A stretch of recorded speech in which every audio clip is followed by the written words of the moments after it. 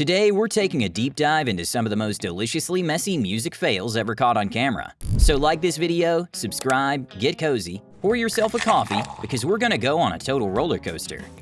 Blue jeans, white shirt, walked into the room, you know you made my eyes burn. Here's the thing about SNL. It has eaten careers alive since 1975. And in 2012, it nearly swallowed Lana Del Rey whole. She performed video games in blue jeans on one of the biggest live stages in American television. The delivery was stiff. Her body language looked like someone who'd rather be literally anywhere else on the planet. But he was chasing paper. The vocals wobbled in places they really couldn't afford to wobble. The internet did not let it go quietly. Critics lined up. Reviews were brutal. The backlash was so relentless that years later, Lana spoke about how that night reshaped her relationship with live television entirely.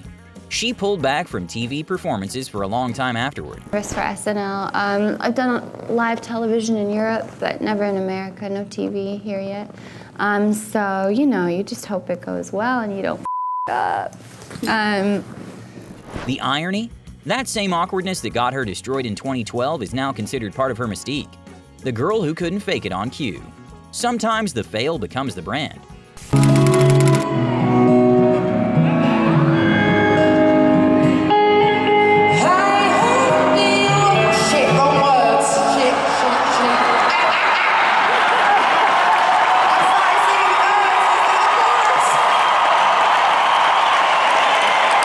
This is the one where someone flubbed on stage and somehow became more beloved for it. Adele was mid a million years ago when she completely blanked on her own words. Just stood there for a second, then started laughing at herself, swore out loud and kept going. The crowd lost it, because what they were actually watching was proof that she was singing live. No safety net, real voice, real mistake, real recovery. In a world where audiences have grown increasingly skeptical about what they're actually hearing at big shows, watching a superstar mess up in real time is genuinely reassuring. Adele's version of a fail is basically a masterclass in performing with humanity. It reminded everyone in that room exactly why they bought a ticket. By the dawn's early light. There are bold creative choices, and then there's whatever Fergie decided to do with the Star-Spangled Banner at the 2018 NBA All-Star Game. She took the national anthem, arguably the most scrutinized song any American performer will ever touch, and delivered it as a slow, breathy jazz lounge arrangement that absolutely no one in the arena was prepared for. The cameras kept cutting to players, Draymond, Anthony Davis, trying, and some of them failing, not to visibly react. The confused expressions became the meme. The clip went everywhere. Fergie later said she was proud of her artistic vision, and had honestly done her best, which is kind of the perfect answer. The confidence is genuinely admirable. The execution was chaos. Last gleaming, whose broad stripes and bright stars through the perilous fight. National anthem performances at major sporting events are a trap. They always have been. Fergie walked into it wearing stilettos in a jazz arrangement.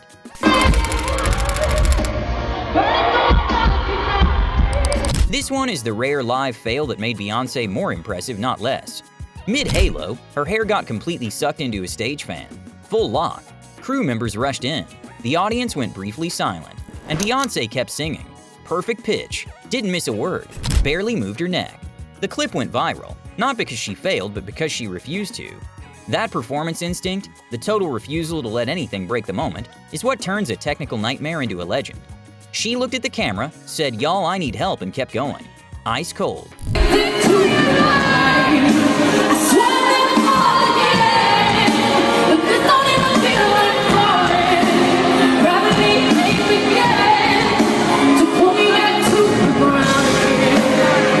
The lesson? If you're gonna have a live fail, have it with that much grace. Before we move on, tell me in the comments, if you could attend any concert in history, which one would it be? Tuesday, I'm fading.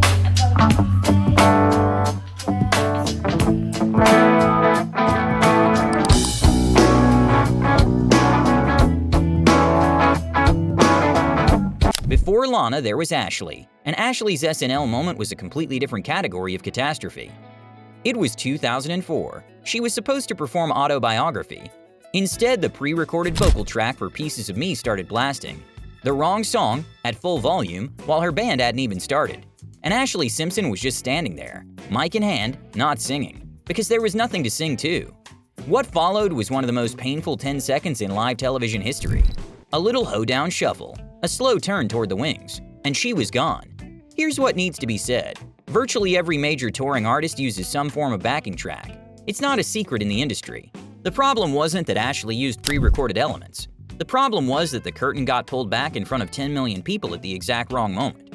Her career never fully recovered, and she later blamed her band on live television, which did not help. Exactly, I feel so bad my band started playing the wrong song, and I didn't know what to do, so I thought I'd do a hoedown. But that shuffle lives forever. That little dance move might outlast everything she ever recorded. If Ashlee Simpson was the cracked wall, Milli Vanilli was the entire building coming down. At a 1989 live show, the backing track started skipping on the line "Girl, You Know It's True" over and over, while Rob and Fab kept dancing, kept performing, kept pretending, until they couldn't anymore. This was the moment that lit the fuse. Not long after, the full story broke. Neither of them had sung a single note on any of their records. The voices belonged to two completely different people. Milli Vanilli had sold millions of albums, won a Grammy, and done none of the singing. The Grammy was revoked, the careers were finished, and the scandal became the permanent pop culture shorthand for fraud, a word that gets invoked every time there's a lip-sync controversy anywhere in music. All of it started with a skipping CD and 4 words on loop.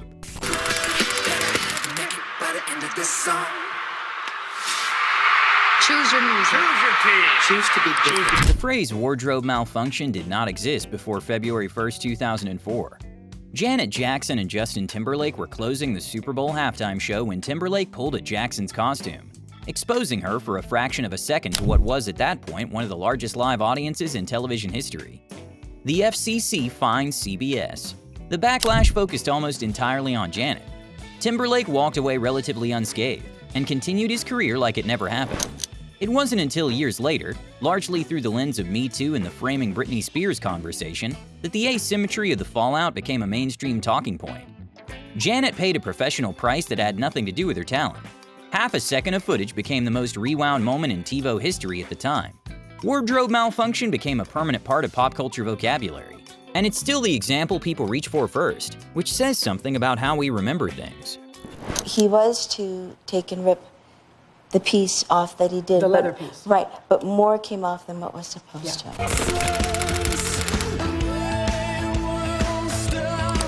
Most artists, when told to mime a performance on television, just do it and move on. Muse had a different idea. When an Italian TV show instructed the band to play along to a pre-recorded track, they switched instruments entirely. Dominic Howard, the drummer, stood at the main mic. Matt Bellamy sat behind the kit. Chris Wolstenholme fake-strummed guitar with zero conviction. They played the whole thing as a deliberate, chaotic joke. Nobody watching could pretend it was real. That was the point. It became one of rock's funniest and most direct statements about the absurdity of TV playback requirements. And if you've seen it, you know it's genuinely impossible to watch without laughing. We have confidence in the victory of good over evil.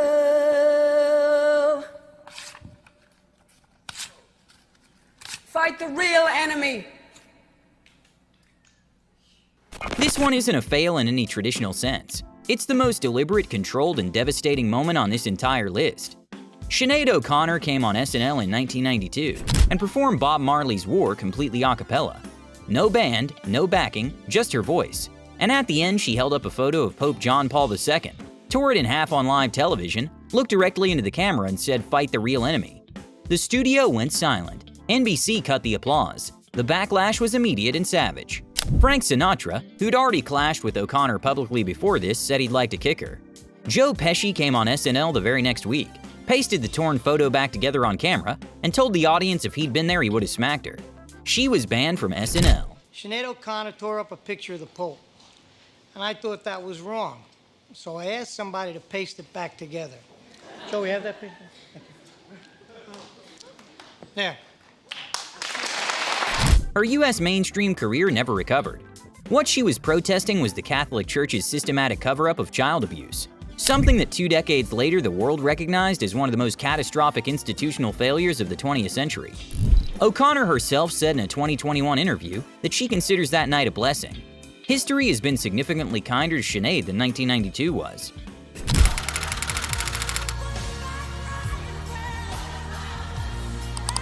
Imagine planning the most elaborate messianic performance of your career. Children, a choir, wind machines, a crane lifting you above the crowd, and then having Jarvis Cocker from Pulp walk out and start wiggling his backside at the camera. That's exactly what happened at the 1996 Brit Awards. Michael Jackson was mid-Earth song, suspended on a crane in full messianic mode, when Jarvis Cocker, fed up with what he called Jackson's Christ-like self-presentation, casually strolled onto the stage, wandered around, bent over toward the camera, made it impossible to take seriously. Jackson up on the crane didn't even notice. The show went on. Jackson's team had Cocker arrested and held until 3 a.m. on charges of assaulting children on stage. The charges looked serious, until David Bowie, who'd been filming the evening with his own crew for a Lifetime Achievement Award, released his footage. It showed clearly that Cocker hadn't touched anyone. All charges were dropped immediately. The Daily Mirror ran a Justice for Jarvis campaign. Noel Gallagher said he deserved a knighthood, one of the most unexpected and memorable stage invasions in award show history. Sitting on my own, chewing on a bone, 1,000 million miles from home when something... Oasis were invited to do MTV Unplugged in 1996. Liam Gallagher decided he wasn't feeling it. The official reason was a throat problem. The actual story, according to everyone who was there, was that Liam pulled out at the last minute, leaving Noel to perform the entire set alone, which Noel did, superbly. Meanwhile, Liam sat in the balcony, watching, smoking, heckling his own band from the audience. Even by Oasis standards, a band whose defining characteristic was its brothers publicly despising each other, this was a moment. Pure distilled dysfunction, and it all happened on camera.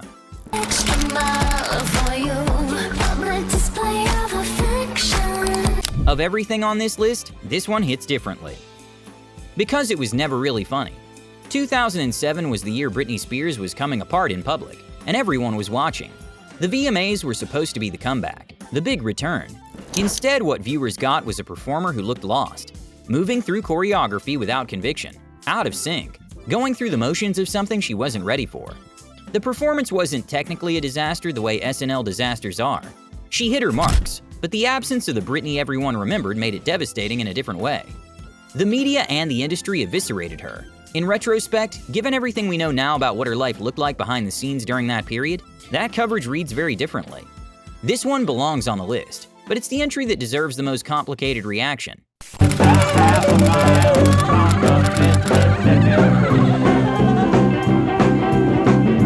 One of the strangest live TV moments of the 1970s happened when John Lennon and Chuck Berry performed together, and Yoko Ono decided to turn it into something else entirely.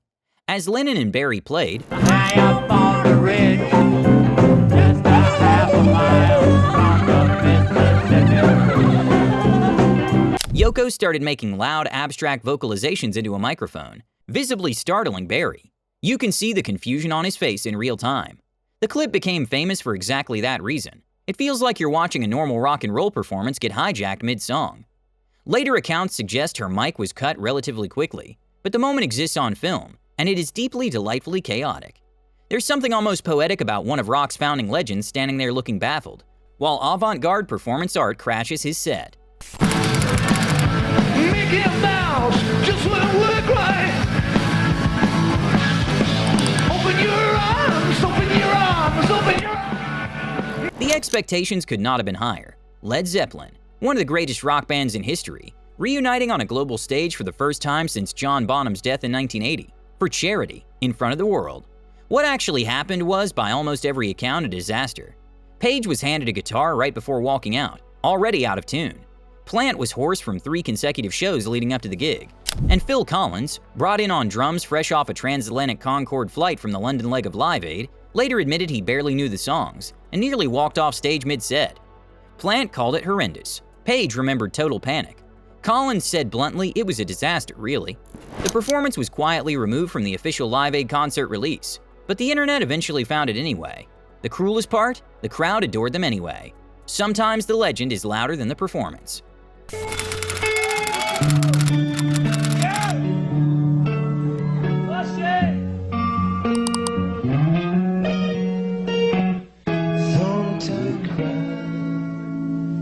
This one is less of a fail and more of a deliberate act of self-destruction that somehow didn't destroy anything. By 1992, Blood Sugar Sex Magik had made the Red Hot Chili Peppers superstars, and John Frusciante, their guitarist, a genius who had joined the band at 18, hated it. He had fallen in love with them as a grimy LA club band. Stadium-level fame felt like a betrayal of everything he loved about the group. So when the band appeared on SNL to perform Under the Bridge, Frusciante made his feelings known through the music. He altered the iconic guitar intro. He played random chords. He wailed tunelessly into the microphone during the outro. Anthony Kiedis stood on stage looking like a man trying to hold together a ship that was actively sinking. In his autobiography, Kiedis described it as getting stabbed in the back and hung out to dry in front of all of America. Frusciante later said he was simply experimenting. Kiedis says he heard Frusciante was high. She knows who I am. She sees my good deeds and she kisses me windy.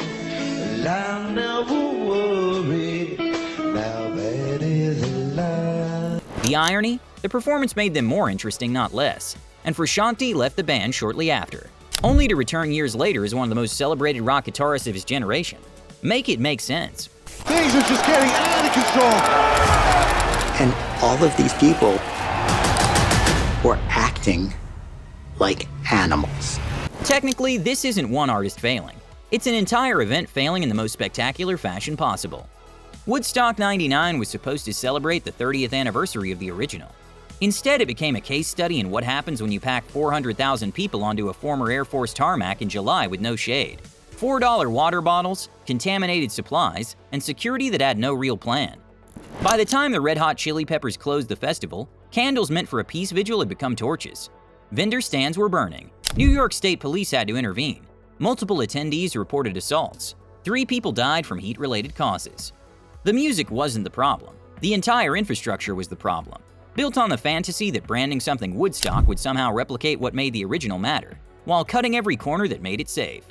It became the definitive example of what happens when nostalgia is used as a substitute for planning. And the footage, fires lit against a stage backdrop of peace-love music, is one of the most surreal images in concert history. Live music is unpredictable by design. That's the whole point. You can have the best team, the most rehearsed show, the most controlled production in history, and something will still happen. A fan, a wrong track, a guitarist who's decided this is the night he makes a point.